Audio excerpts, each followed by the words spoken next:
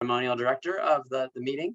We are going to record it to make sure that those, so you should have got a message just on that now, letting you know that we want to make sure that it's available for others after this if they weren't able to make this time slot work. We know that there wasn't tremendous amounts of notice, and we don't want to allow that to be a limiting factor. Alex is going to go through along with Olivia. Olivia did not join us, right, Alex? Not that I've seen, but I will message her. Okay. We might.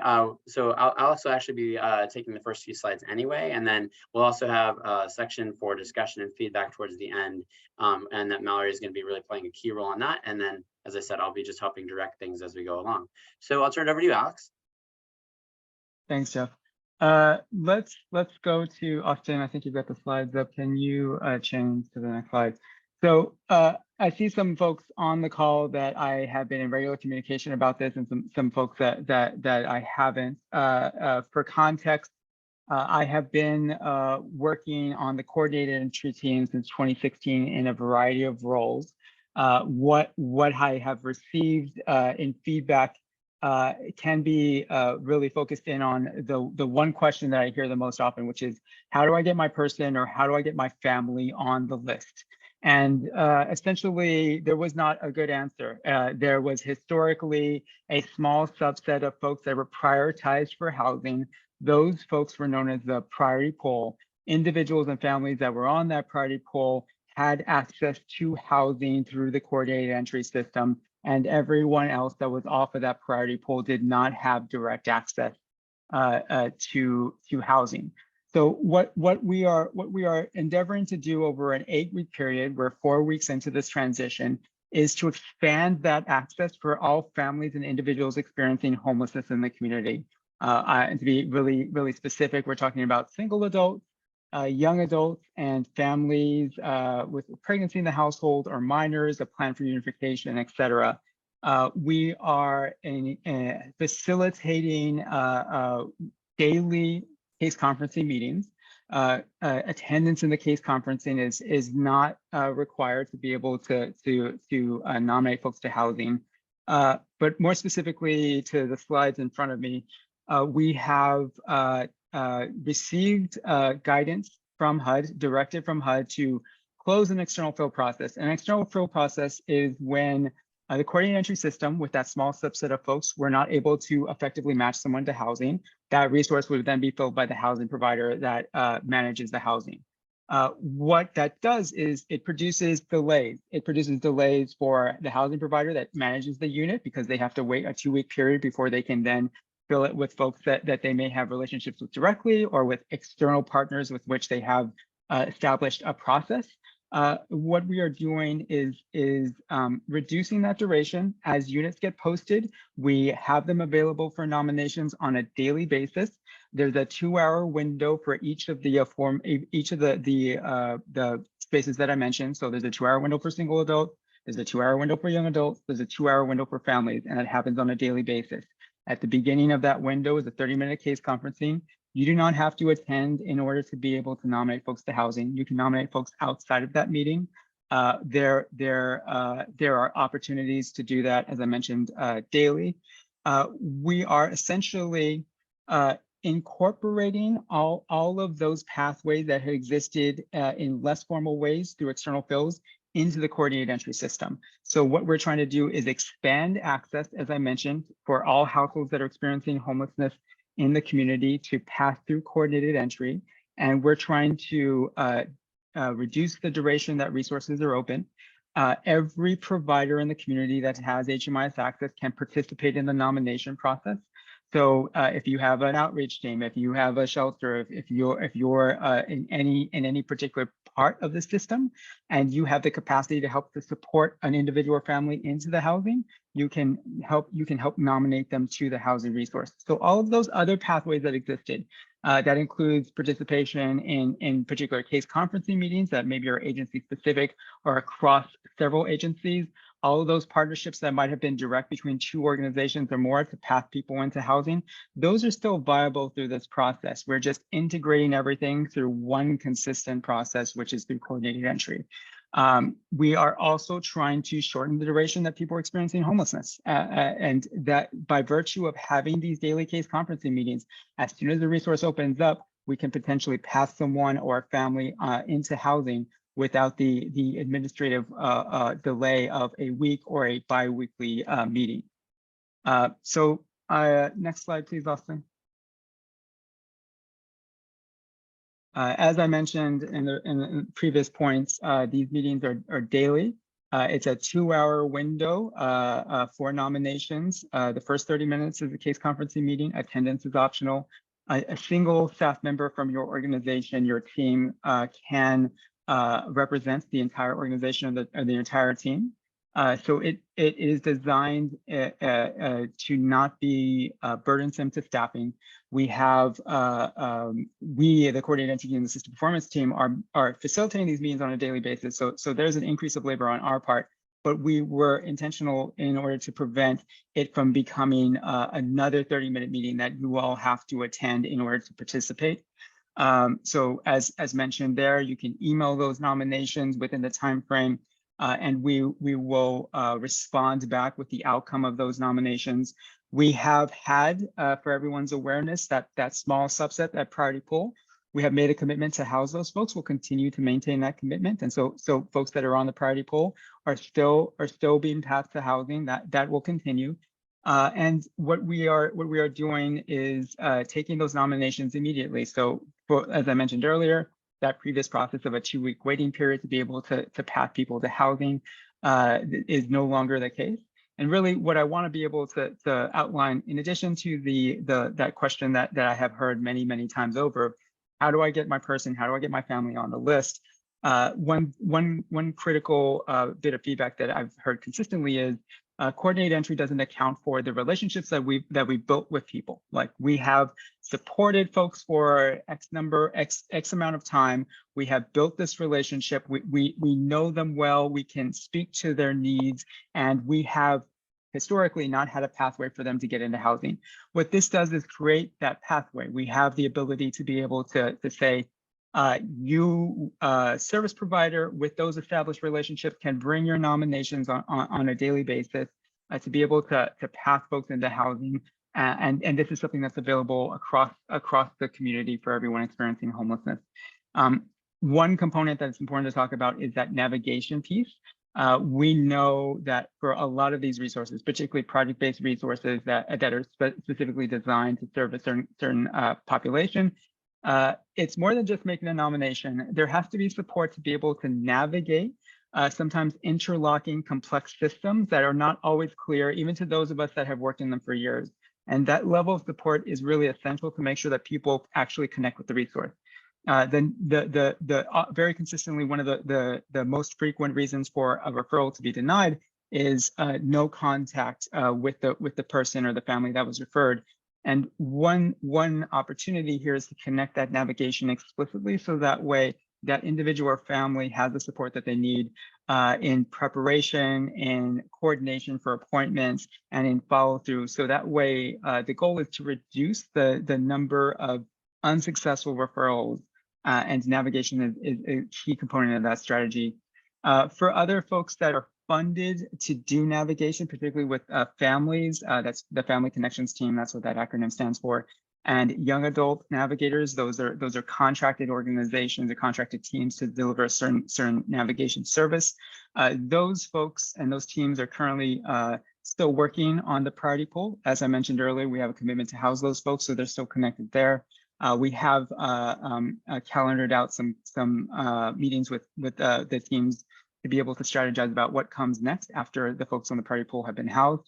But that's a future challenge.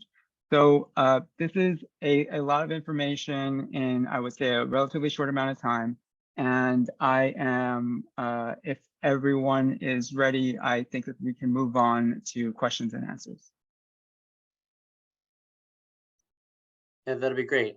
We anticipated, I didn't see particular items already popping up in the chat, which is but so we were going to try to note those as they came along. So instead, I'll watch and see who we have that is interested. You could probably pull down your screen so I could see better. That'll also allow you to do the entry on notes more.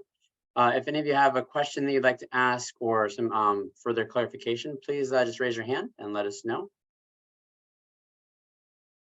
Aaron. Thank you. And Alex, thank you for going over that. It was a lot of information really fast. So I apologize if I missed just a portion of that. We've spoken a few times outside of these meetings and in the CEA meeting. And we talked about how there's a population that are like coming from systems of care, or like Seattle Children's, Harborview.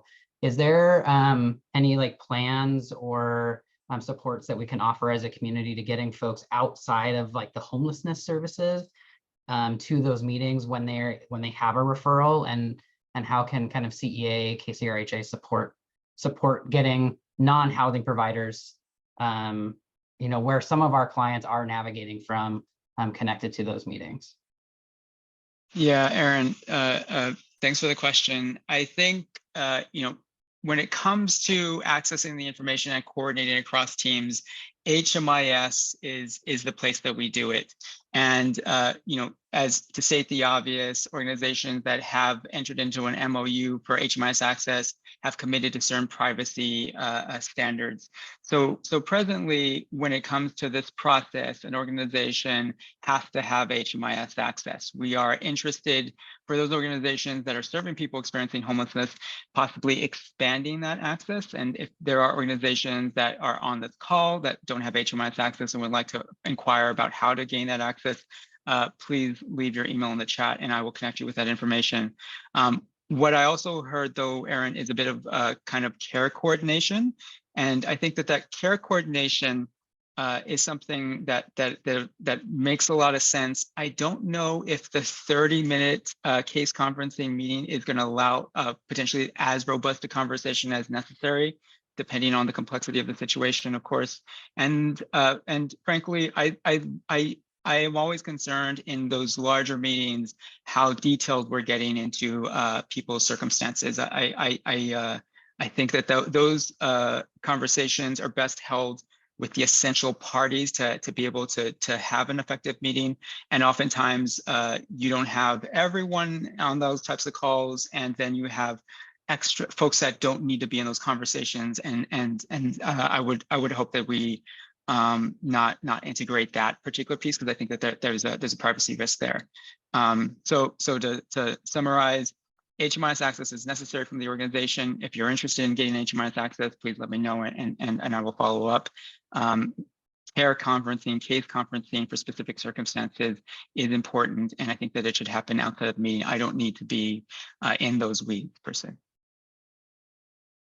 Thank you, Alex.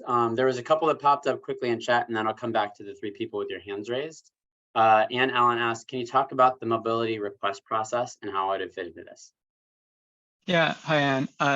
Mobility request process is still occurring. I will give people some context. There is a mobility policy in place for individuals and families that are in a current housing placement that are needing something different.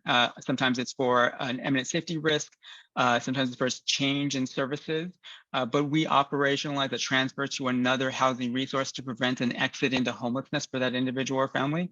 So what we are doing is we still have that pathway, we still operationalize it. Mobility requests are the highest priority. So when we have a mobility request that's approved, we look for resources as they open up and they're offered to that individual or family because of the circumstances, and then they're brought to the case conferencing spaces. So that process is not impacted, nor is the priority that process has over other spaces. Alex, can I ask the question around the mobility request? I hope I didn't cut you off, but so the process is the same for the mobility request at this time. We still send in to you and Tiana for our mobility request, and it's accepted or not, and then it's the same process, I guess, is what I'm trying to make sure I understand. You got it perfectly, Debbie. And for everyone's else awareness, that person you email depends on the population that is in question. And Debbie, just for awareness, Tiana is moving to single adults. Nicole Fillmore Mashesha, another colleague, is coming into young adults. But if you were to email Tiana, she'll make sure to route it to the right person. Thank you. Thank you. There's another one in the chat was, what happens if an offer goes unfilled? That was from Lillian Island. Yeah, then it is available the next day. So it is this 24-hour cycle that is one of the distinctions from the previous process. So it's a broadening of access. So any provider that has HMIS access can come and nominate folks to housing. And it's we're going to do it every day, every weekday, with the exception of federal holidays, of course. Let's go to Eugene with your hand up. Thank you, and thank you for holding this meeting. It's really appreciated. And I wanted to ask about the CEA assessor training process and about if that is going to change at all. And just at Youth Care where I work, we have some folks who are able to do CEA assessments, but not everybody who works with young people who are needing housing is necessarily a CEA assessor or a housing navigator under the housing navigation contract that we have. So yeah, first of all, is there any difference to the CEA assessor training process and how necessary that is? And then secondly, you mentioned that you could have like an outreach worker nominate someone. Does this mean that anyone who is working with a young person that might potentially benefit from a housing resource can nominate, regardless of whether they're, under the housing navigation contract, et cetera? Yeah, those are good questions, Eugene.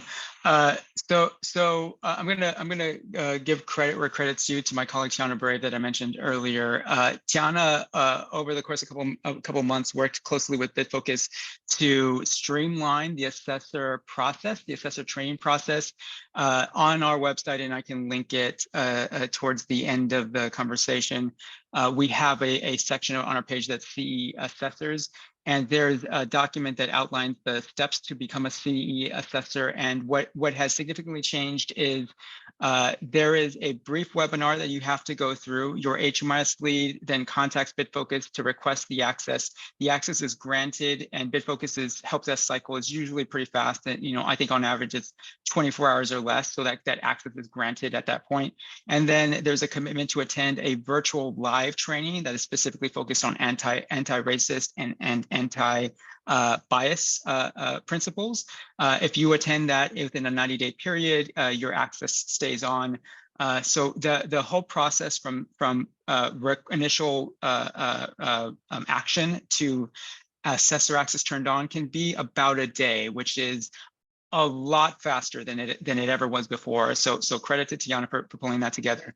I think the other piece to highlight for everyone is that we want all HMIS users in the community to be able to put folks into coordinated entry. That piece related to nominations, I think it's always important. Those of you heard me say this before, you probably are tired of me saying it, but I think matches happen on three core components of the eligibility for the program, the explicit preferences of that family or that individual to like, I want that housing.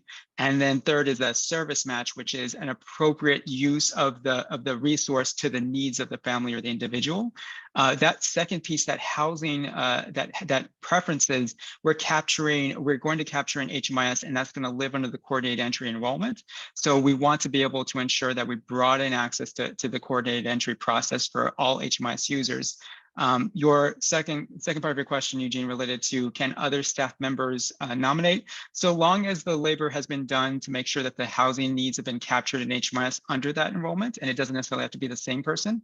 And there's a commitment from the team, and this is critical, that the navigation support is going to be there. And that navigation can expand or contract depending on what's necessary and also on the explicit input of the individual family being served. But we want to make sure that it's more than just activity in HMIS, that is not getting someone housed. That's a part in the process, but we want to make sure that people connect successfully with housing. And we want to be able to path people to that housing that are ready to do the activities that are necessary to intake. So that way we can reduce the duration that a unit or resource goes unused. Awesome. Thank Thank you, you so much for that answer. Megan Altamore. Yes, thank you. Megan Altamore with HopeLink. I had a conversation yesterday with some of my colleagues and a representative from King County Housing Authority in response to an email from Olivia, who I see is on here. So thank you, Olivia. Making sure that we understand the flexibility around documentation. So this was IDs, social security cards. There was another, any sort of immigration status. And so in the conversation with KCHA, we were able to get information from them, which was very clear and very helpful. But my question is there a coordinated effort going on between the local housing authorities and the commission so that those of us who have project-based Section 8, as well as our tax credit or former tax credit properties, if we could get one standard set of information that says where we can make exceptions in terms of the documentation, I think it would speed things along for everyone rather than sort of the one-off conversations. So that was my request or question, or however you want to look at it.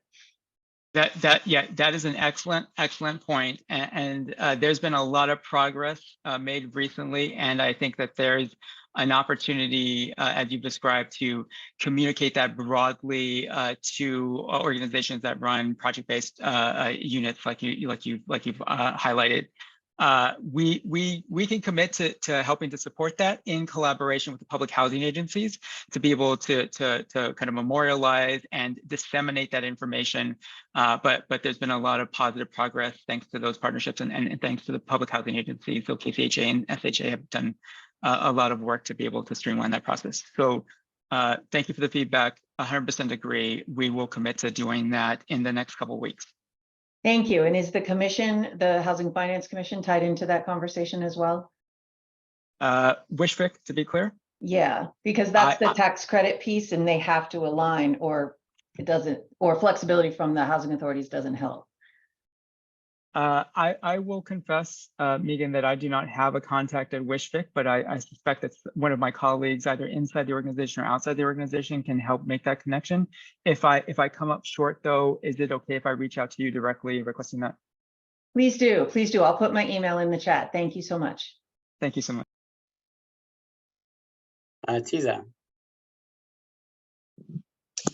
Hey, thank you all for hosting this meeting. So my question kind of piggybacks off of Eugene's. I am a solo outreach worker. I am qualified to do coordinated entry assessments, but we have Catholic Community Services who comes on site to our library weekly.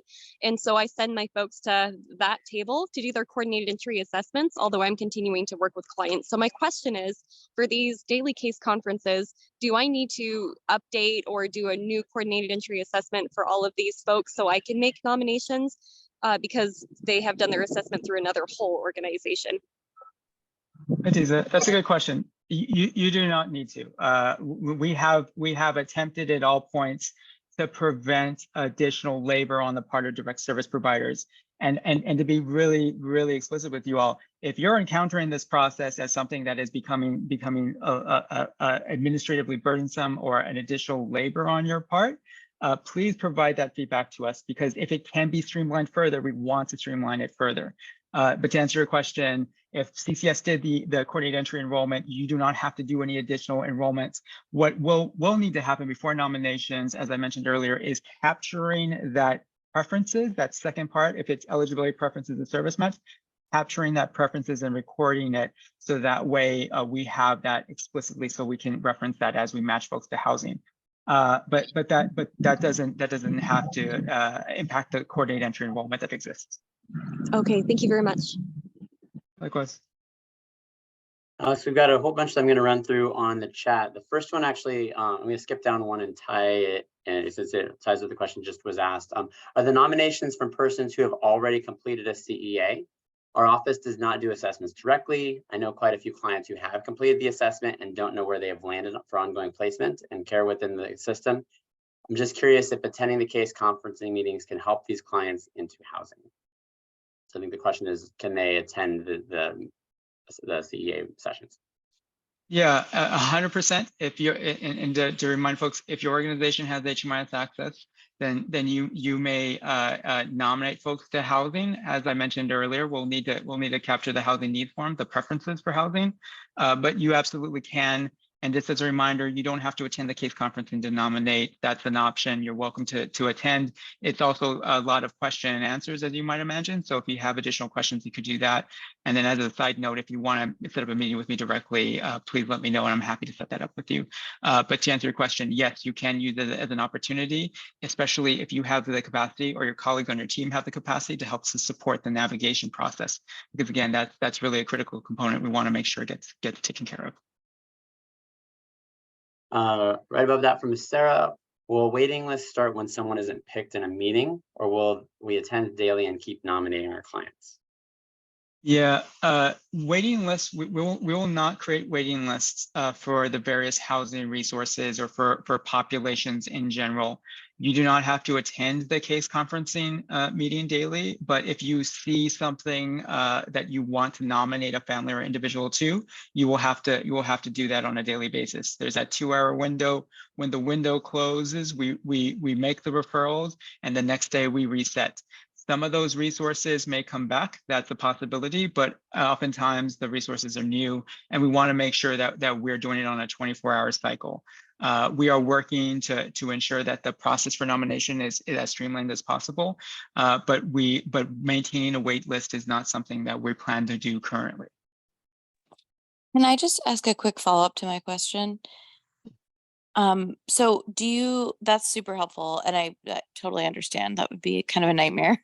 But so does that mean then that would the nominations be going to like a secure location, or can everybody see who are functionally very like nitty-gritty logistical question? Is it being used like on Microsoft Teams, or are we using like an email to somebody directly?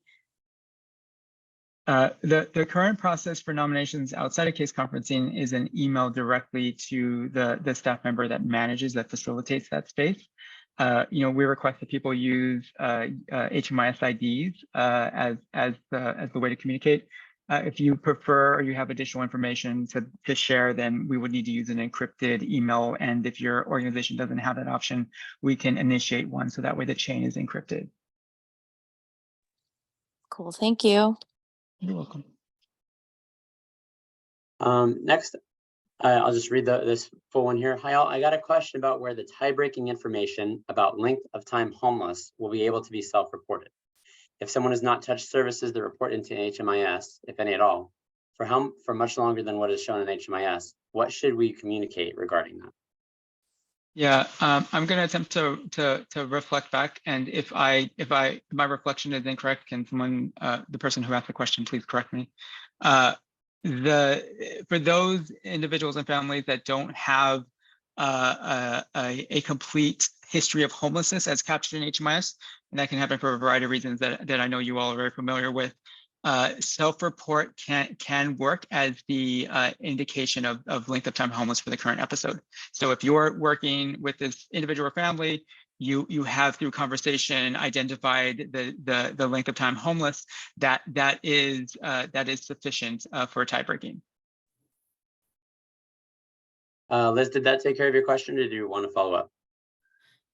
It mostly did. I kind of have a follow-up from that, thinking about that, which is primarily, I know there's a focus of the current episode that somebody's in when it comes to homelessness. How will that be impacting, like, is there a thought of how that impacts folks who would be in a quote housed situation, such as an elongated hospitalization, institutionalization, or incarceration, and the period of time homeless before and what will eventually happen after? Yeah, that's a really good point, Liz. So I'm going to reflect back also just for the good of awareness to make sure that we're on the same page. So I think Liz is referring to, and correct me if I'm wrong, Liz, an instance where someone is in an institution, a hospital, incarcerated for 90 days or more. That is a break according to HUD in their episode of homelessness. I think, I hear the merits of going past that break, quote unquote, in homelessness to the previous status. I am reticent at this moment to pivot away from HUD guidance. So I think what we need to think about, and this is, and I would encourage folks, I think this is an opportunity to do a plug for a strategy related to a leadership committee for each of the different housing types. So families, young adults, and single adults, to have a separate meeting that is certainly not daily, but is related to planning and partnerships and strategy. That's a type of conversation that I think would be appropriate there. You know, to be perfectly candid with you, Liz, I think as the continuum of care lead, the RHA would likely lean on the HUD guidance, but I want to be able to have the conversation and think about if there's any possibility to be creative around how we capture that nuance. But I would also say that of course, and I know you're aware because you've been very well connected to the space, but should we need to tie break, we're focusing first on COVID prioritization. And if there's an additional need, then we will tie break off of, and Liz alluded to this, of length of time of current episode of homelessness, fleeing or attempting to flee domestic violence or intimate partner violence, and then finally sheltered versus unsheltered. So I think that the instances are potentially less likely. And I think that there's an opportunity to talk about that in a strategy meeting.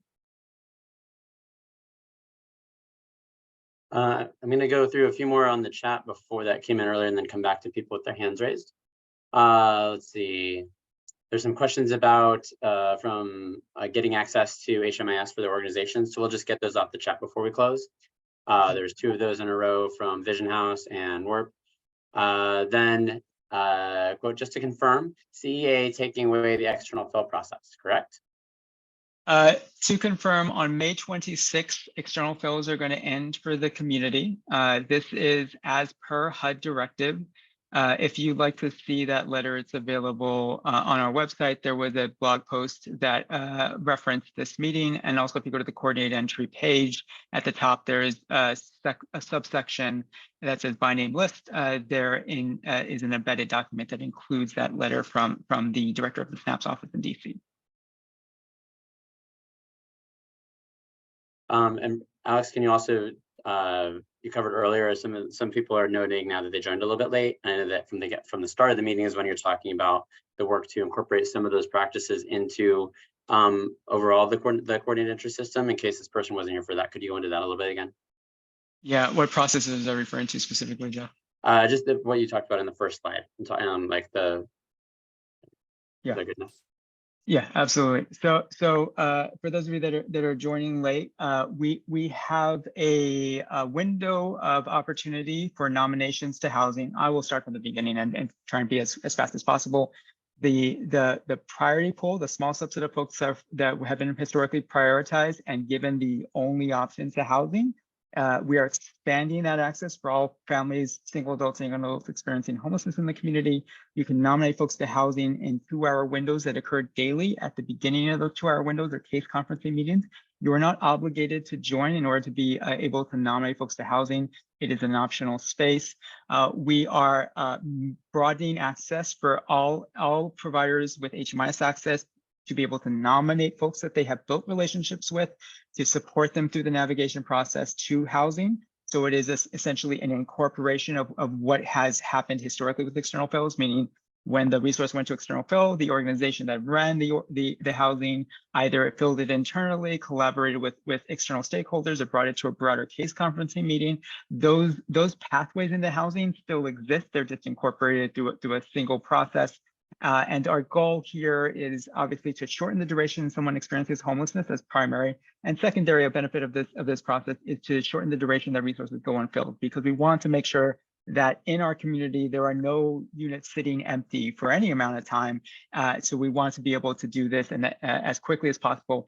Hence the need to do a daily process to match folks to housing. So if a resource goes for whatever reason unfilled one day, it is open again the next day. Resources change from day to day. You will have to nominate folks to resources on a daily basis, but attendance in a meeting is not necessary. Going through the chat still, there was again, someone asked about, does the offer remain on the board until filled? You've already covered that yes, every day it'll stay on the board. We've been asked to send out instructions for how to make nominations. Mallory, could you note that as a thing that we've been asked to follow up with, and then to in the same group that received this invitation, and then on the link on the website, we can post that information so that everyone has that. Absolutely. Thank you. Let's see. This also, someone asked if this is being recorded and if they can be reviewed later. Yes, that is the case. We did start recording as soon as we went into the substance, and we're the same. If you go to our website where you saw the blog post that talked about this meeting coming up and had the link that you could request to attend, we'll also be posting the meeting recording there so you can access it, and you can also share it with others and they can all get to it. Then a couple different questions here. These came in after someone had raised their hand, but that hand is no longer raised. So I'm going to just keep going through them on the chat. Are there any plans in place to build capacity for allowing someone to be assessed for housing resources that are not otherwise already connected to an agency? I'm sorry, Jeff, can you repeat that, please? Yeah, absolutely. This is towards, it's halfway through the chat.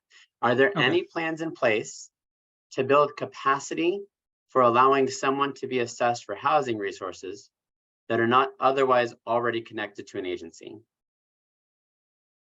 So I'm going to reflect back on it, and if I don't get this right, whomever made the question, please speak up. That what I think I'm hearing is that there is an insufficient amount of navigation in the community to support everyone experiencing homelessness. And I would say that is a broader system challenge that I think we are all very aware of when it comes to being able to support folks into housing. I think that there is the possibility of through conversation and collaboration with the contracted organizations that provide navigation to think about a strategy after the priority pool, the folks on the priority pool are housed. But I speculate now what that process may look like would be premature. We need to be able to have those conversations in partnership with those organizations. I think when we have a potential strategy post housing everyone on the priority pool, then we would want to share that out with the community. But that is absolutely a recognized challenge when it comes to access. We had noted at the beginning of this that this would probably just have to be the first of multiple conversations. Mallory, can we add that one too?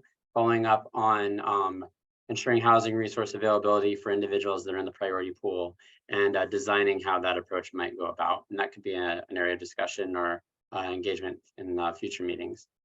Portia also did that. These next two questions are also from you. If at any point you feel like something didn't get fully addressed, please just come off mute and chime right in for us. The next question: how long are tiebreakers given to reach a decision? Recently, we had a unit go into a tiebreaker on a Thursday and had not received a nomination by today. Brianna, I see, or no, I don't. I'm sorry, it's not Brianna. That's still Portia, right above Brianna. Got it. Thank you, Portia.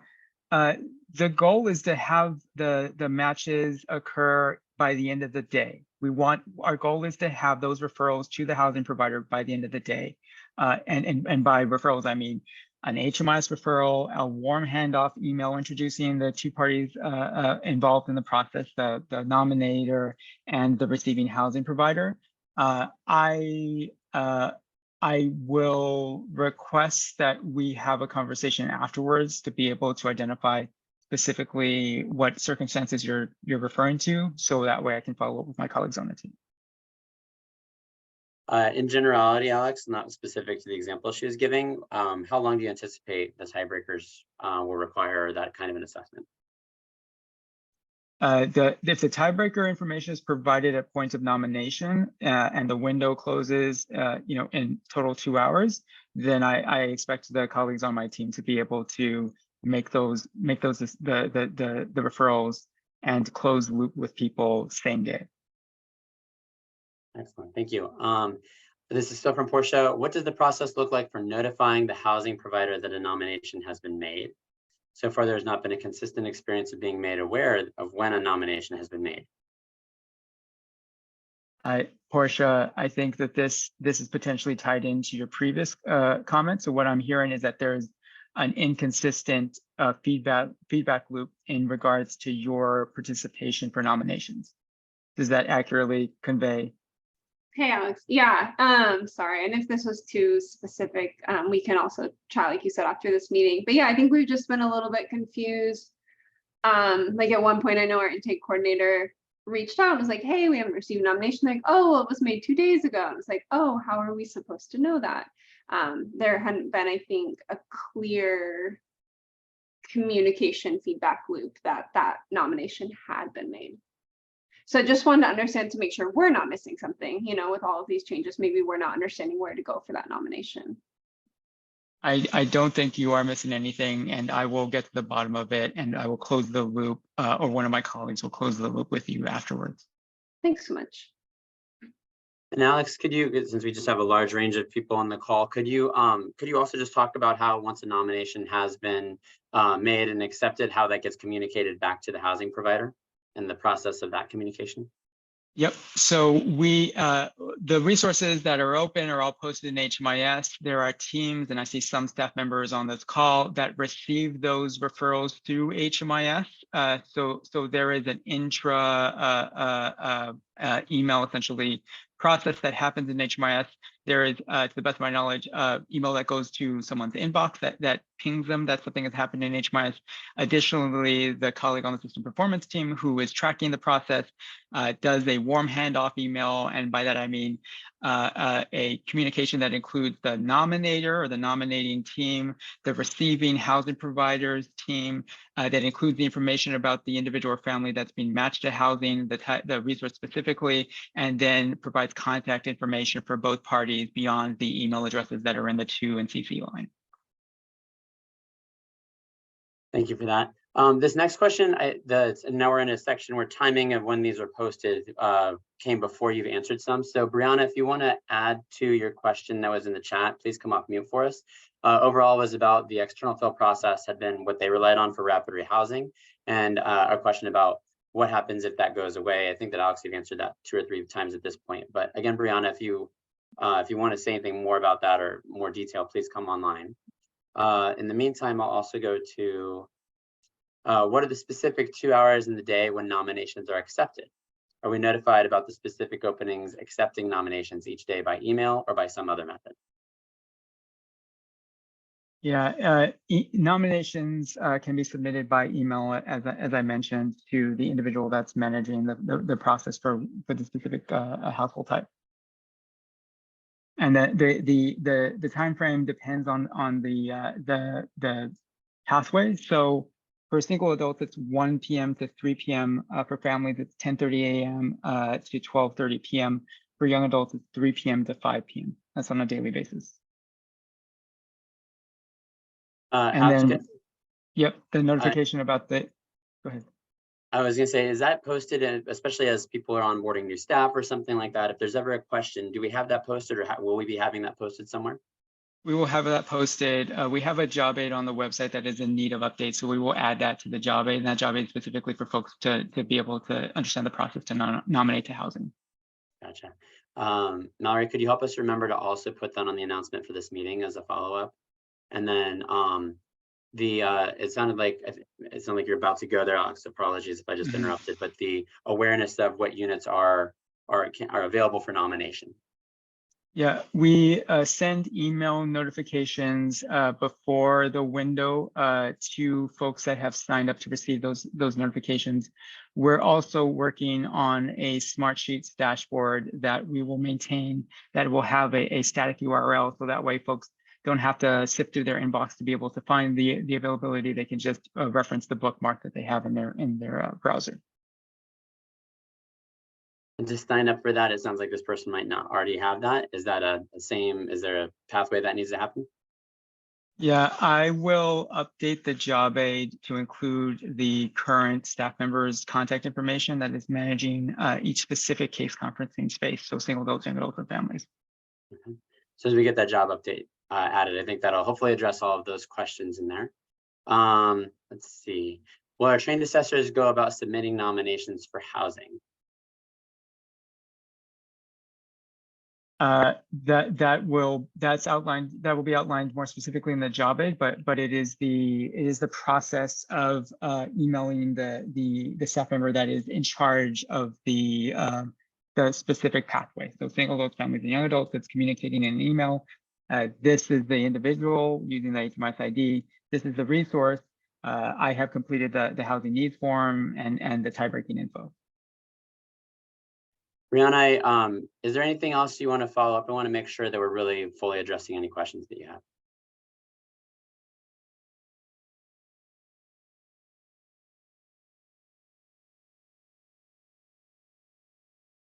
Okay, I'll take that as a no. Hopefully, I know that some of these time-wise, they were submitted before Alex finished comments. If your organization does not yet have HMIS access, no, this is just Mallory, sorry. And then I think, oh, I just didn't scroll down. If you already have HMIS access, if you're unable to attend the daily meetings for nominations, how will we be notified of the available resources? We just covered that one. It'll go out and soon to be the smart sheet. Jeff, okay. I think we missed one from Andrew. Some external fellows have accommodated and housed undocumented individuals and families. Not to repeat what Megan asked, but I'm not sure I heard the commitment that through CEA, this category of these people would be housed. Andrew, I hear what you're saying. I think really what is of particular relevance is the eligibility for the housing resource itself. As you're likely aware, some resources require specific documents to be able to pass in through the intake process, and some have flexibility. Those resources that have flexibility will be unchanged. They obviously can continue to exist. And when it comes to being able to nominate folks to housing, we encourage organizations that are nominating folks to housing to consider eligibility, not just the eligibility for the resource at hand, but also eligibility for the portfolio of resources. If there is only a small subset of housing options that could potentially end someone's period of homelessness, then there's an urgency around being able to ensure that there's a connection being made there. I think that what we would want to see, and again, to the point of there needs to be additional conversations about this, is how that is materializing when it comes to nominations. So I would encourage you and others interested in this conversation, as I am personally, to continue to engage in the conversation. But the real friction is the eligibility for the resource. Tom, is it a follow-up on that?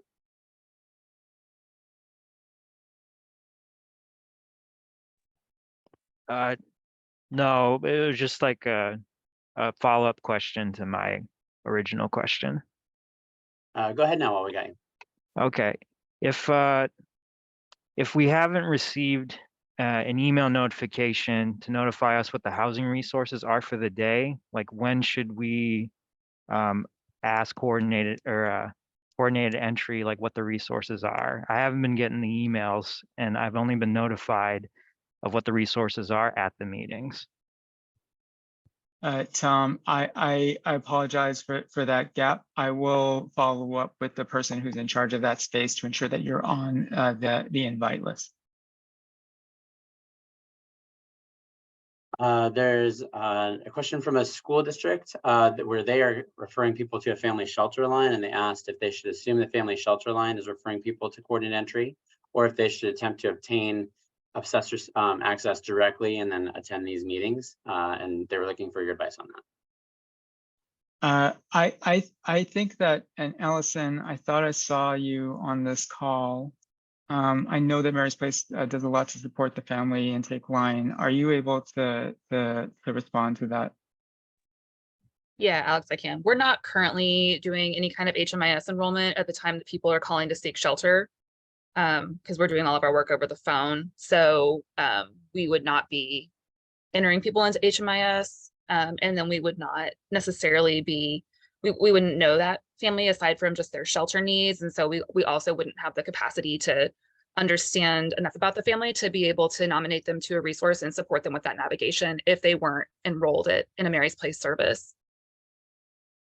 Thanks, Allison. So given that background, I would say that the shelter where folks stay at would be the organization, assuming that that's the first point of contact with the system, the organization that would put them into HMIS as a product of their workflow, and also put them into coordinated entry. And if capacity is there, potentially help and support navigation, but I wouldn't expect that universally. Oftentimes, as someone who's worked in a shelter for several years, shelter staff are spread very thin as they deal with the operations of a shelter. This the person making that comment noted that they have been hiring what I assume are McKinney-Vento liaisons in the school. So that person could be added as well and be utilizing that actual staff person also for the same kind of work. Is that correct? If the organization connects with HMIS, if that MOU is in place for HMIS access and the privacy standards are there, yes. Okay. Allison, we just had you a second. I should have called on you at that moment. You asked about priority for those who have unsheltered status and making sure that people don't languish in shelter. Do you want to dive in, or do you want to just allow Alex to talk? Yeah, I think it was just that kind of question around like if priority is given to unsheltered households, yet we still have families that access shelter that are in need of housing, then I just want to understand like how are we ensuring that people that access shelter aren't languishing in shelter and still have access to housing resources through coordinated entry? Yeah, Allison, that's an excellent question. So what we need to do is to ensure that there's throughput through emergency services to housing, including shelter, obviously. The process for tie breaking is through COVID prioritization primarily, then length of time homeless as discussed earlier, then fleeing or attempting to flee domestic violence or IPV, and then sheltered versus unsheltered. So it's the last tiebreaker.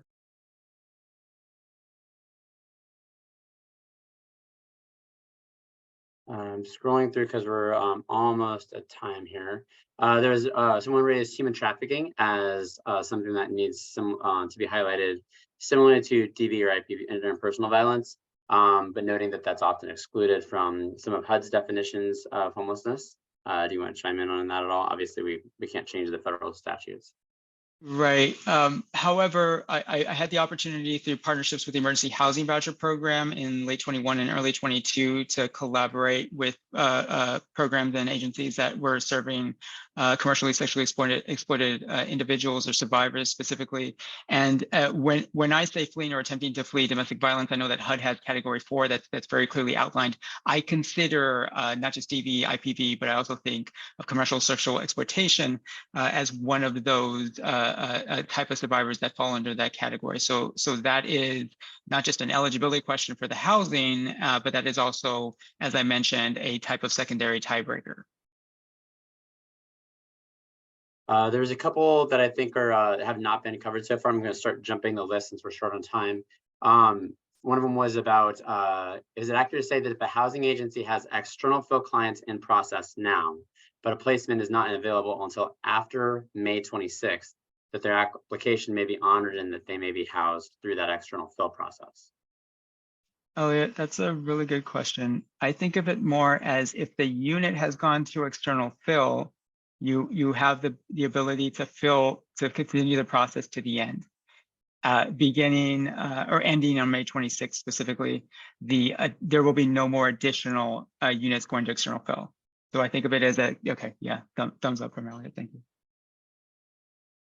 Let's see, there was a question about internal capacity for were there any changes or any foreseen administrative challenges with this new approach for your team, Alex? There is, to be perfectly clear. The colleagues that are facilitating this space are, required to in a short amount of time and in a timely manner, be able to manage multiple communications across different teams and to do so with 100% accuracy. That is the expectation I have for the colleagues on my team. And as you've heard from some of the feedback from our colleagues on this call, that the timeliness has been a challenge. We know that is going to be something that happens from time to time, but as much as we can tighten up a process, we will tighten up that process. As I mentioned before, to be clear, we don't want this to be administratively burden on the providers doing direct service. There's an additional administrative burden on the part of the coordinated entry team, and that's an acceptable burden.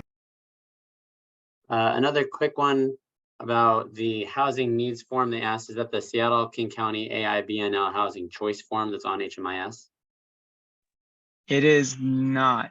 I think, and Olivia, you might be able to help me with this response. Correct me if I'm wrong. Maybe Olivia, if maybe we could just send Stephen that one particularly. And then there was a question again about self-nomination. So if you're experiencing homelessness, is there a way you can put yourself into this process? There is not currently, no. And then let's see where a contact info for and job titles or a roster, something like that, for who to contact related to this overall. You want all of that to just move through you, or who would you like people? Yeah, I think it's best to me, and then I will triage accordingly. Tina from Compass, I think we already addressed the same question about, after May 26th, if you already have an external fill process, please chime in if it didn't give you the clarity you needed. Somebody asked what information is needed for the nomination. I think you covered that before, but maybe restate. Yeah, it's confirmation that eligibility for the resource is met. Confirmation that the preferences shared with the team that's supporting the individual family indicate a match. So explicitly, I want to live here. And then appropriate service match, which is essentially right-sizing the needs of the individual family to the depth of services at the housing end of things. Okay. Could I get clarification, Jeff? Yeah, for sure. Yeah, so because I wanted to make sure, so we, like, for example, we have a couple of external fields in process right now, but they're not going to get moved in before May 26th, but all their paperwork's been submitted to the property management company and all that. So I guess what I'm wanting to make sure, because I heard what you said earlier about the process, but we know after May 26th, we can't do any more postings for external fills, no problem. But the ones that are in process right now, I mean, I don't want to call those people. I don't want the manager to call those people and say, sorry. No. Oh, No. so you're okay, Alex. We can continue Yep. with that, even though they won't get in until after the 26th. As long as we Absolutely. can show the process happened, started before the 26th, we're good. Yep. As Okay. Earlier, so the unit went to external fill, you passed someone in, you're waiting to the paperwork. Yes, we don't want to stop that process for anyone. All right, thank you so much. I wanted to really confirm.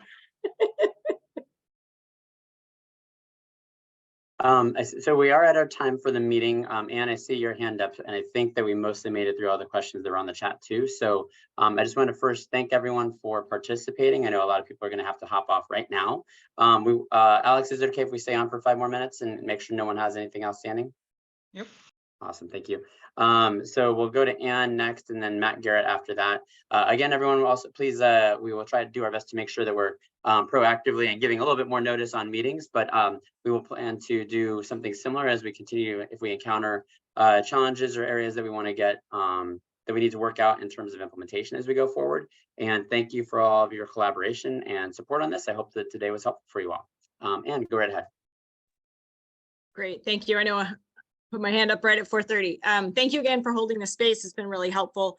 I did want to point out, and I know, Alex, this is something we've talked about before, how, and especially I think it's an issue now with probably many more people entering this space and making nominations, is just how we would go about making sure that when providers make nominations for their families, that they have an understanding of what that housing resource sort of is or looks like, or where it is. It's not uncommon for families to get referred to us who don't realize we're in South King County, and when they do, they're like, oh, no, my whole base of support is in North, or it's in Bellevue, or something like that. And so it just makes me think that providers aren't they're desperate, which we are too, for placing their family someplace that they're just taking anything they can, but it really is important for providers to really make sure that it is a match for whoever they're referring. And I'm just wondering if there's a way that we could do that more in an organized way, or get that information out to providers. Yeah, that's a good point, Anne. And I know we've talked about this. As you described it right now, it feels like there's an opportunity. So for everyone's awareness, we keep an inventory of resources that flow through coordinated entry. I think this is a good opportunity, like all changes, to refresh some things. So I think that we should go through the list of resources and validate with the housing providers that what is there is accurate, is robust, is telling the story, because there's also a portion related to description that's important. And then to be perfectly transparent, we'll also validate with the funders to make sure that everyone is aligned about those criteria. And then I think that what I would always encourage where capacity is available, and I know it's not always the case, but when you have a housing resource that's available and you know it's going to show up for the next day for the opportunity, coming to case conferencing and being able to speak about the resource can be valuable. You're right, as we bring more partners into the fold, there's an opportunity to educate and inform where folks may not have the familiarity. So I would also, explicitly request any input related to the format of the resources. That there's always an opportunity to improve communications. So I think it's the refresh. It's when you have an opening and you can make it, if you can come to the case conferencing to be able to have those conversations. And then it's feedback on the communications, the actual formatting of it, the medium and the content to see if we can be more clear and precise. So I'm going to cut off any new hands getting raised, but Matt and then Michelle, and we'll be all done. Hey, thanks guys. Really appreciate it. This is great. Really appreciate the commitment to limiting the administrative burden for providers and case managers. I think that's really important. So I just wanted to say that's much appreciated. Thinking from a training perspective for our staff, I'm with the Salvation Army, and should we be kind of thinking of, and what you're envisioning is like, this is kind of a daily process, right? As they go check to see if resources are available, and then we're training our outreach and shelter folks and case managers to go check, and then they at least submit it. If they can hop on, great, but they at least submit it, and that's kind of a daily process. And if they don't get an email at the end of the day, then they can assume they didn't get matched, and then that's just kind of part of the flow. Is that kind of what you're anticipating from a training perspective for our staff? I think that's correct. I do feel that even if the nomination did not make the referral, that there needs to be a closed feedback loop. I'm not a fan of, I did this thing and it was like into the void, and I'm going to have to assume like that doesn't feel very effective. And I want to be able to by the end of the day, and for young adults, it's 3 to 5. So it's really probably looking past 5 before 6 to be able to close that feedback loop, no matter the outcome. And I would add, excuse me, Matt, and this offer goes to everyone on the call and folks that aren't on the call. If you want me to go have a conversation with you and or your colleagues to answer any questions, to help to support technical assistance, I am available for that. This is the priority for the team, obviously, and we want to make sure that we have clearly communicated and supported folks to be able to utilize this process. Thank you. We might take you up on that. I appreciate it. Michelle, you get to be our last one. I'm so sorry. I'm going to interject because Melly dropped a question in the chat a little bit ago, and I just want to make sure that we cover that because I think she's still with us. She was saying she recently ran into a client stating they were enrolled in coordinated entry a few years back. And the question is, how far do you go when you're looking up folks who have applied or been assessed in the coordinated entry system? How long is your assessment active? Until you're housed. So if you go into, and I'll be more clear, if you go into HMIS and you go to the history and you see a coordinated entry enrollment, and for everyone's awareness, the HUD data standard shifted in 2020 right before the pandemic. That required a coordinated entry agency, quote unquote, in HMIS. You enroll them in the program. If that is the case, someone is in there, then they are in core data entry. We still need to think about eligibility, housing preferences, and service match, but they're still in core data entry. There's no need to redo anything unless something specifically has changed with that enrollment, but there's no need to create a second one. And there's no time before, there's no time frame of expiration, for lack of a better term. Thanks, Mallory, for bringing up, uplifting my question. Really quick though, so you said there is no time frame and we are able to go back and find them. Once we do or see that they have already applied before, does that, say a year ago, does that put them back up to the top of the list, or is it still going in order or something? So there's no list. queue. Yeah, there's no queue, there's no wait list.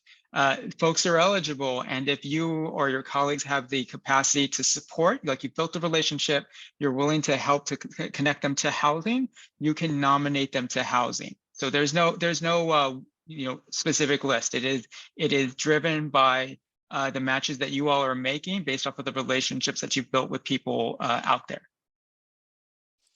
Perfect. Thank you so much. Thank you. Hey, thanks. I just want to be clear. We get a lot of people accessing our drop-in space at Reach seeking housing, thinking that we can get them housing. And I want to make sure that we're providing the most accurate information about where they should go. This assumes they don't qualify for case management or housing navigation through our programs.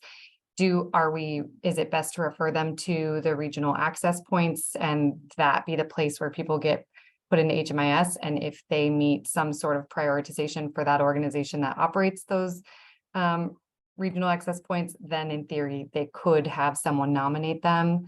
What's the best way to communicate to the average person experiencing homelessness on the street about how to legitimately meet their needs?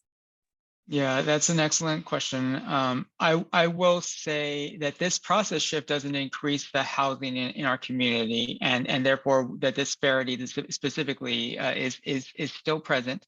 And there's also a disparity when it comes to the capacity to navigate. The current design of core data entry when it comes to the no wrong door model includes pathways to the regional access points. And I will add that through conversations and also relationships and feedback over years, the regional access points are overwhelmed, as you might imagine. You're talking about teams that are very small, that are very committed, but also have a finite capacity like everyone else. So I think in general, how to connect with core data entry, that is still the regional access points. But I would be really cautious about the messaging, and this is something that we can come back to. So for those that are tracking this, after we have conversations with each regional access point operator, thinking about what the strategy and the messaging is to be able to share an accurate but hopeful picture for people that you're encountering that are not eligible for your program. So that way we can have consistent messaging across the continuum. We want to be sure that we're not inadvertently causing harm either to those people we've given unintentional, unrealistic expectations, and or the organizations and the operators of the regional access points who are, as you might imagine, short-staffed and experiencing the same stressors that other organizations and teams are.